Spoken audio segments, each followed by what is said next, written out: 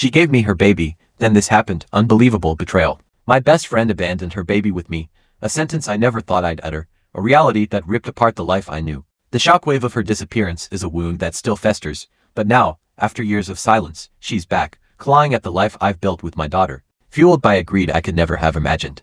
Prepare yourself, because the story that follows is a descent into betrayal, desperation, and a fight for the very soul of my family. It all started innocently enough. Back in 2013, we were bright-eyed freshmen at State University, chasing dreams in the cutthroat world of computer science.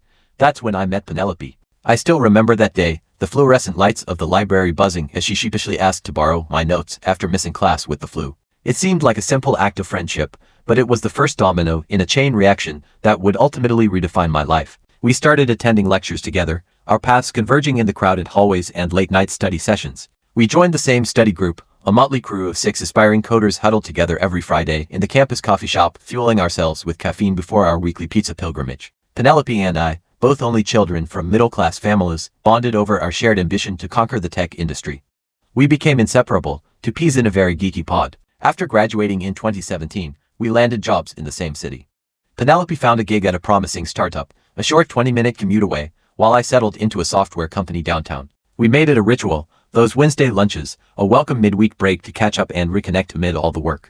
Weekends were sacred, reserved for adventures with our loyal college pals. We laughed, we cried, we were young and full of hope. Then came Mike. He was a sales representative at Penelope's company, and they started dating around the end of 2019. Even from the start, something about him rubbed me the wrong way. He was always late, perpetually distracted, or abruptly canceling plans with Penelope. Then, after a fleeting 6 months, he ended things with a coward's text message, leaving Penelope heartbroken and adrift. 2 weeks later, Penelope called me, her voice choked with sobs, to deliver the bombshell. She was pregnant. The terror in her voice was palpable as she confessed that Mike had immediately blocked her number and vanished to his company's office in another state, making it abundantly clear he wanted nothing to do with the baby. From that moment on, I became Penelope's rock, her lifeline. Her parents, bless their hearts, lived in Florida and could only visit sporadically, so I stepped up. I helped her shop for baby supplies, endured countless doctor's appointments, and even subjected myself to a marathon of YouTube tutorials on assembling a crib. Emily's birth on March 15th was a whirlwind. Inclement weather delayed Penelope's parents' travel plans, and I watched with growing concern as she struggled to connect with her newborn daughter. Those first days in the hospital were a blur of hesitant touches and forced smiles. Penelope seemed detached, almost afraid, despite the nurse's best efforts to guide her. Once they returned home, I made it my mission to be there for them. Every day after work, I would head over to Penelope's apartment, cooking dinner, helping with Emily, often staying until late into the night. Weekends were dedicated to giving Penelope a break, taking Emily for a few hours so she could rest, sleep, anything to recharge. My own apartment transformed into a second nursery, overflowing with baby paraphernalia. But when Emily was around 6 months old, the cracks began to appear, widening into chasms. Penelope started calling me in the dead of night, hysterical, claiming she couldn't handle Emily's crying. More than once, I arrived to find Emily wailing in her crib, while Penelope sat catatonic on the couch, lost in some dark abyss. She started missing work, rarely leaving her apartment, her world shrinking to the 4 walls around her. Then, in January of 2022, disaster struck. Penelope was fired from her job after burning through all her sick leave and personal time. Things spiraled downward with terrifying speed. She stopped answering calls from family and friends, her apartment becoming a depressing landscape of unwashed laundry and overflowing dishes. The night of February 12th is etched in my memory with razor-sharp clarity. At 3 a.m., Penelope called, her voice barely audible through her sobs. She said Emily deserved better, that she was a terrible mother. She begged me to take Emily for a few days, just long enough for her to get her act together. Fear coiled in my stomach, a cold premonition of what was to come, but I couldn't abandon her. The next morning, Penelope showed up at my apartment, Emily in her arms, 3 massive bags of supplies and clothing at her feet. She embraced Emily tightly, whispering promises that felt hollow even to my ears, then hurried away, promising to call soon. Emily was just 10 months old, barely able to stand on her own, and Penelope was handing her over like an unwanted package. For the first week, Penelope texted every day, frantic with worrying, asking about Emily's well-being, if she was eating, if she was sleeping. I sent pictures and updates, desperate to reassure her, to keep her connected. But with each passing day, her texts became shorter, less frequent. By the 3rd week, when I asked when she was coming back, she only responded with single-word replies. Then, silence. I tried everything to reach her. I called, I texted, I emailed. I even went to her apartment, only to find it empty, the locks changed. She had vanished without a trace, cutting off contact with her parents, too. Despite my growing worrying, A sense of grim determination took hold. I hired a part-time nanny to help during video conferences and rearranged my work schedule to spend more time at home. Emily, bless her heart, adapted remarkably well. She was a happy, cheerful baby, and the stability of a regular routine seemed to soothe her. It was around this time that she started calling me Mama. At first, I tried to correct her, but my mother said that it was only natural, given that I was her primary caregiver. 3 months after Penelope's disappearance, a certified letter arrived from a law firm. Inside were legal documents, coldly formal, requesting that I adopt Emily and that Penelope renounce her parental rights. A brief, heartbreaking letter from Penelope was attached, stating that she was unable to be a mother and believed Emily would be better off with me. I contacted a family lawyer immediately to navigate the adoption process. He explained that adoption was feasible, given that I had been Emily's primary caregiver for months and Penelope was voluntarily relinquishing her rights. There were background checks, home visits from social workers, notices published in the local newspaper. But on September 15th, it was official. Emily was legally my daughter. Life settled into a comfortable rhythm. I made the decision to work from home permanently, wanting to be more accessible for Emily. She started attending a local preschool, thriving in the structured environment. Her teachers praised her for being well-adjusted and gregarious. My parents, bless their souls, traveled from Ohio every month to visit us, showering Emily with gifts and attention, embracing their roles as grandparents. Even Penelope's parents, despite their own heartbreak, never pressured me about Penelope, understanding that I was now Emily's parent. As a single parent, dating has been interesting. I usually scare women away right off the bat or pique their curiosity because I'm always honest about having a daughter. Emily is my top priority, and I won't compromise on that. As a result, my 2 romantic relationships, each lasting a few months, fizzled out. Until last week, everything was good, peaceful. A knock on the door interrupted my work in my home office. Emily was at preschool, and I wasn't expecting anyone. When I opened the door, Penelope was standing there, and she didn't look at all like I remembered her. She looked healthy, her hair perfectly styled, wearing expensive clothes. She said she had gotten help and was ready to be a mother now. That she had been attending therapy, was doing well as a project manager, and wanted to regain custody, to start dating Emily. I told her that wasn't possible, that she had relinquished her rights, and I had legally adopted Emily. She broke down in tears, admitting that she had made a mistake, that her depression had clouded her judgment. When I refused to back down, she became irate, threatening to get a lawyer, promising to prove that she had been coerced into giving up her rights. I told her to leave and that my lawyer would handle any communication. Now, I'm terrified. Emily is happy, safe, and thriving in our life together. She has no memory of Penelope. I had to share this somewhere, to get it off my chest. I've already called my lawyer, to be prepared for whatever Penelope throws at me. I will not let anyone take my daughter away. Update 1. Since I last posted, a storm has been brewing. I received a chilling letter from Penelope's lawyer, claiming she only relinquished her rights because of untreated postpartum depression. The letter included a 15-page affidavit painting me as some kind of manipulator, accusing me of exploiting her mental state to steal Emily away. The affidavit twisted our text exchanges from 2021 and 2022, the very messages where Penelope was begging for my help, into evidence that I was trying to replace her as Emily's mother. They even argued that having baby supplies at my apartment was proof that I had been plotting to gain custody all along. It was a grotesque distortion of the truth. Word has spread like wildfire among our old college friends. After Penelope reached out, some have turned against me. According to their Facebook posts, I supposedly stole Penelope's baby.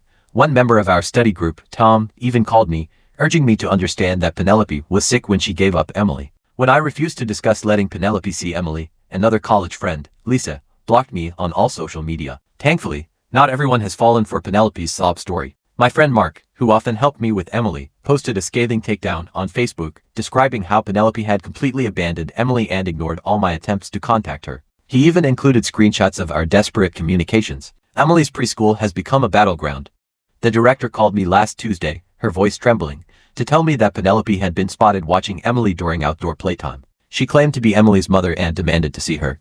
When asked for identification, she showed them old pictures of herself with baby Emily. She refused to leave, even when the school security guard intervened, insisting she just wanted to see her daughter, until they threatened to call the police. I had to leave work early to pick up Emily, my heart pounding with dread. The next day, I spent 3 agonizing hours at the school, updating all of Emily's records, providing copies of the court orders proving my sole custody and the adoption documents. I made it clear that no one else was authorized to pick up Emily, adding my parents to the list as a precaution. The school has since implemented stricter security procedures, requiring teachers to verify everyone's identity. But the harassment didn't stop there.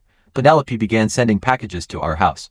The first was a huge box filled with new toys, clothing, and a plush pink elephant. Inside was a long, rambling letter outlining her reasons for leaving, her deep regret. She included pictures of herself with Emily as a newborn, writing poignant notes on the back of each one. Over the following week, 3 more packages arrived. One contained children's books with handwritten notes tucked inside. Another held a handcrafted photo album of Emily's first few months. The final package contained a tablet preloaded with videos of Penelope reading bedtime stories. Emily hasn't seen any of it, but I'm keeping everything as evidence. Last Friday, Mrs. Davis, my next-door neighbor, called to report that someone had been parked outside our house for hours. When I looked outside, I recognized Penelope's white Honda Civic. She drove off before the police arrived, even though I had called them. They filed a report, but said they couldn't do anything unless she made direct contact or threatened us. 2 days ago, I found a note in our mailbox. Penelope wrote that she had adjusted her work schedule to have afternoons free, to give Emily her afternoons. She laid out a detailed plan for supervised visits, starting slowly. I will continue to fight until I get my daughter back, she wrote at the end. The worst part is the impact on Emily. She's started asking questions I can barely answer. She saw Penelope watching her at school and asked who the woman was. Even after I told her I used to know her, Emily keeps bringing it up. Yesterday, she asked if the woman was going to take her away. She doesn't want to go to school anymore and has become incredibly clingy. My parents have offered to have us stay with them in Ohio, in their gated community where we would be safer. I considered it, but moving would mean uprooting Emily, taking her away from her friends, adding even more stress to an already overwhelming situation. In a twist I never saw coming, Penelope's parents called me. They were horrified by Penelope's actions. They haven't had any contact with her since she abandoned Emily. According to her mother, they had searched for her, but couldn't find her, and they had no way to reach me. This was the first they'd heard from her in years. My lawyer says we have a strong case. The adoption was handled correctly, with all the necessary waiting periods and notices. Penelope had her own lawyer and willingly signed all the documents. However, he warned that Penelope's attorney might try to drag this out, hoping I'll cave and agree to shared custody just to make it stop. The legal bills are piling up. My lawyer estimates that the $5,000 I've already paid could skyrocket if this goes to trial. I'm fortunate to have savings, but it's still daunting. I don't want this situation to become even more public than it already is, but some people suggested creating a GoFund. For now, I'm documenting everything, every package, every school sighting, every unwanted contact.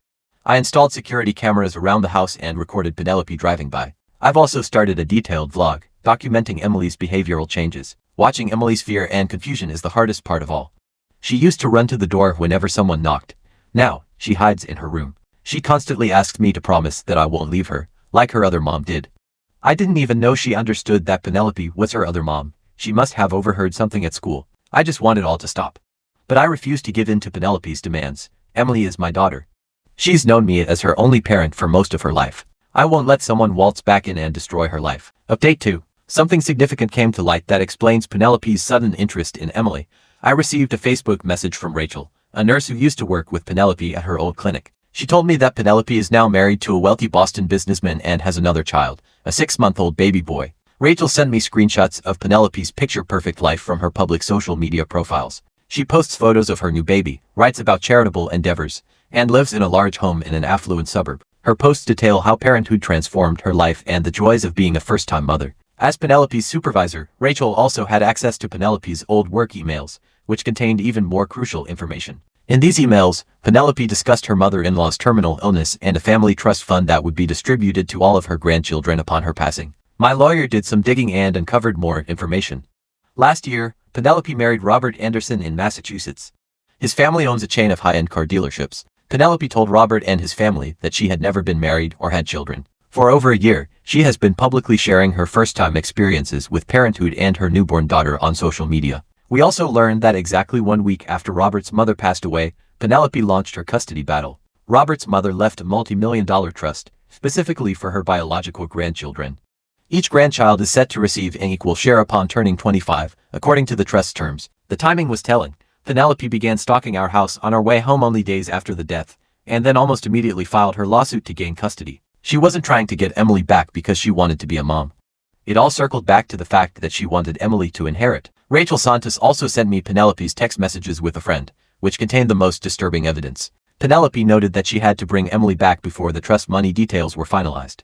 She even planned to claim that she had previously been too ashamed to tell Robert about Emily. She even intended to claim that while she was starting her career, she temporarily placed Emily in my care. Discovering that Penelope hired a private investigator to follow us 3 months prior, long before she showed up at my door, infuriated me. The pie gathered information about our daily routine and took photographs of Emily. Penelope knew exactly when to visit our home and when to pick Emily up from school because of it. Emily is feeling the effects of the situation. She now drags her blanket into my room every night instead of sleeping in her own bed. Last week, I found her trying to pack her favorite toys into her school backpack. When I asked why, she said she wanted to be ready in case she had to go away like her old mom. She had overheard children at school talking about the woman watching them, saying that she was someone's mom who left. I decided that Emily needed professional help to navigate this situation. I found a child psychologist that was just to focuses on custody and adoption. So far, we've had 2 sessions. According to the psychologist, Emily is showing signs of anxiety, but she believes that with consistent support and stability, she will be okay. Through all of this, Penelope's parents have been incredibly supportive. They have forwarded me all of Penelope's emails and communications over the years, including ones where she explicitly stated she never wanted to see Emily again. They also provided a statement explaining that after leaving Emily, Penelope cut off all contact and refused their help. Next month is the scheduled court date. With all the new information about Penelope's true intentions, my lawyer is very optimistic about our chances. He is filing a motion for a permanent restraining order to prevent Penelope from contacting Emily or me. My parents have helped me cover the $12,000 in legal fees I've already accumulated this month. They said they'd rather spend their retirement money now than risk losing their granddaughter. I'm not sure I could have fought this battle alone, and I am thankful for their support. Update 3. Last Monday, the legal battle reached its end. Penelope's scheme fell apart when all of the court records and evidence were sent anonymously to Robert. He attended the final hearing and learned the truth about Penelope's past and current behavior. The judge examined all of the evidence for 4 hours. She was most interested in the text messages that revealed Penelope's plan to claim the trust fund money.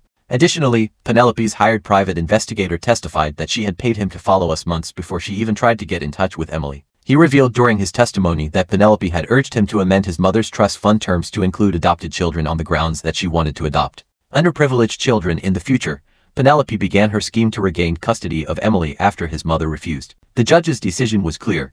She granted me a permanent restraining order and dismissed Penelope's case with prejudice. Penelope is not permitted to approach Emily, me, or Emily's school within 1,000 feet. Additionally, she is prohibited from sending messages, even through intermediaries. Any violation will result in immediate arrest. Robert informed me following the hearing that he had already sought full custody of their son and filed for divorce. He had discovered evidence that Penelope had been funding her custody dispute with funds and resources from his business. She had paid the private investigator and attorneys more than $330,000 of their combined savings. She lost her job at the investment firm where she was employed when her manager discovered that Penelope had been using company time and computers to stalk us and plot her custody battle. Her parents only agreed to take her in after she started intensive therapy, so she returned to Florida to live. We relocated to a new home about 30 minutes away from our previous residence. Although it is in a different school district, it is much closer to my office. Emily started attending her new school last month. The principal is completely aware of our situation, and the school has excellent security procedures. Emily has already made 3 new friends in her class. With the help of the child psychologist, I was able to explain everything to Emily in an age-appropriate manner. When we informed her that Penelope, her original mother, was unable to care for her, she chose me to be her father. I was finally able to reassure Emily that no one would ever take her away when she questioned whether Penelope would take her away. Even though Emily still occasionally sleeps in my room, the nightmares have mainly stopped. Her new teacher reports that she sketched a portrait of our family last week, which only included her, me, and our adopted pup, to make her feel more at ease in her new home. Emily still gets birthday and Christmas gifts from Penelope's parents. They email me every few months just to check on her and adhere to our restrictions. They have always supported my adoption of Emily, so I send them photos and updates every few months. I had to pay approximately $40,000 in legal expenses for the entire thing, but it was well worth it to keep Emily. I was promoted by my company last month, which aids in the financial recuperation. More importantly, we can now live our lives without being concerned about the motives of others. We are grateful to everyone who helped us through this. No one can ever question again that Emily is my daughter in any meaningful manner. We're together, happy, and safe. That is all that is important. Thank you for watching. If you haven't subscribed yet, please do so and hit the notification bell to stay updated with more shocking real-life stories happening around you. So, after hearing the full story, do you think I handled this situation the best way I could? Considering Penelope's deceit, the trauma Emily endured, and the lengths I went to protect her, was pursuing sole custody and a restraining order the right choice? Or could I have handled things differently, perhaps by considering some form of supervised visitation or mediation? I am genuinely curious to hear your thoughts and perspectives, and I appreciate any insight you might offer, as I still grapple with the weight of this whole experience.